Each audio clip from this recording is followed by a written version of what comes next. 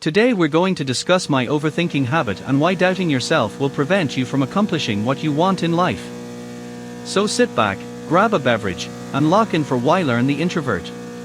My entire life I've been a textbook introvert and overthinker. I call it both my greatest strength and my greatest weakness.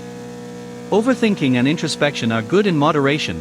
They help you make sense of past experiences, learn from them, and understand how you respond to a variety of situations. In many ways, introspection allows you to be more in tune with yourself. You're able to dissect your thoughts and behaviors, which can lead to personal growth and self-awareness.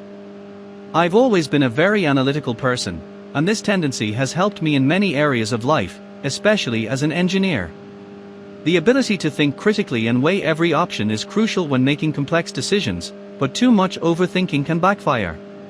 When you spend too much time in your own head, analyzing every possible outcome, it can prevent you from taking the actions necessary to move forward.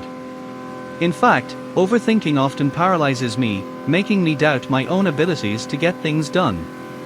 This has shown up in various aspects of my life: high school, college, my job, dating, and even this YouTube channel that I've recently started.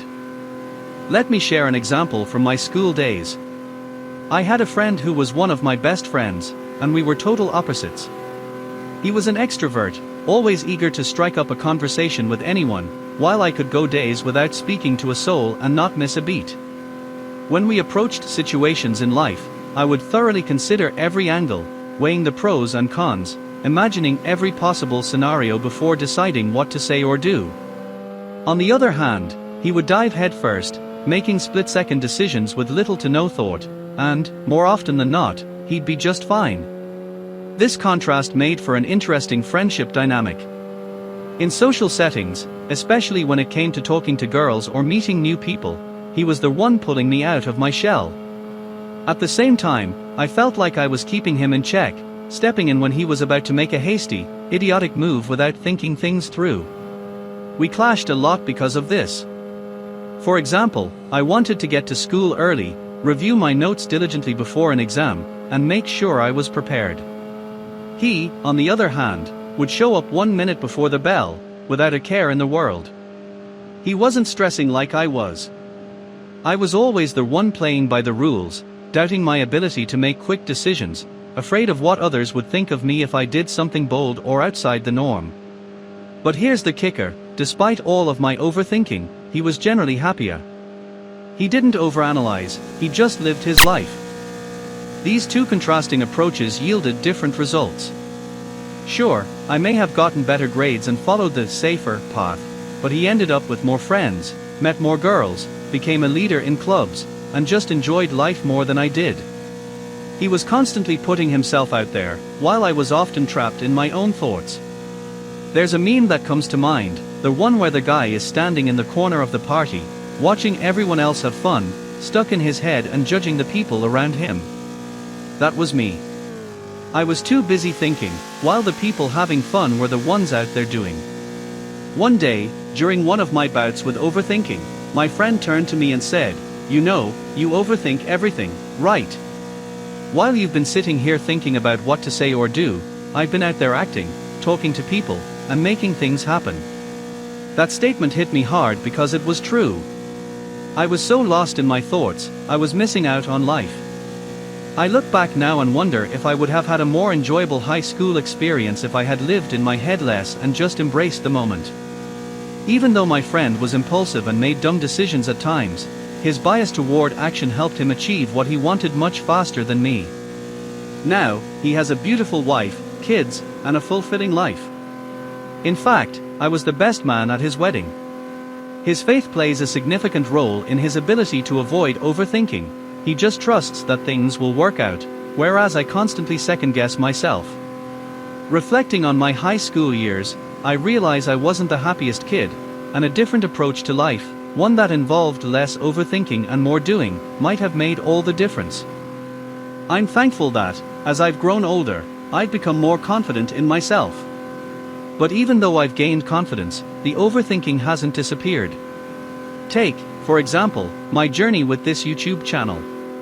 I uploaded my first video about a month ago, but I had been thinking about starting the channel for years. I created this channel in December 2022, but for months, actually, years, I kept putting off posting content. I overthought every little thing. Is my video idea dumb? Do I sound stupid? Will people think I'm pathetic for sharing personal stories? This hesitation cost me time. I had so many videos planned but never executed them because I was trapped in my own head. Seeing other creators succeed finally pushed me to give it a try. Now that I've experienced some success with the channel, I can't help but kick myself for not starting sooner. What if I had just taken that first step years ago? Who knows where I'd be now? Even now that I've started posting, the overthinking hasn't stopped, it's just evolved. Now, I find myself worrying about how I'm perceived. People leave comments saying I'm confused, broke, disconnected, or worse. Some people love my videos, others hate them. And I can't please everyone. This reality often leaves me sitting around, overthinking all the things that could go wrong in future posts. It's not just my YouTube channel where this shows up. I experience imposter syndrome at work, too, doubting my qualifications and constantly wondering if I'm making the right decisions in my career. Am I really qualified to make these technical decisions? Or am I just faking it, hoping no one notices? This doubt leads to overthinking, which only compounds the problem. Overthinking is definitely a problem for introverts, but I've come to realize it serves no real purpose. There's a helpful stat that always brings me back to reality: people just aren't going to care. We walk around thinking everyone is watching and judging us, but in reality, they aren't. A study showed that the vast majority of people's thoughts are about themselves, not others. If you make a mistake or do something embarrassing, most people will have a quick laugh, forget about it in a few minutes, and go back to thinking about their own lives. Knowing this has helped me kick my habit of overthinking, at least sometimes. When you stop assuming the world is watching your every move, you free yourself to take more action.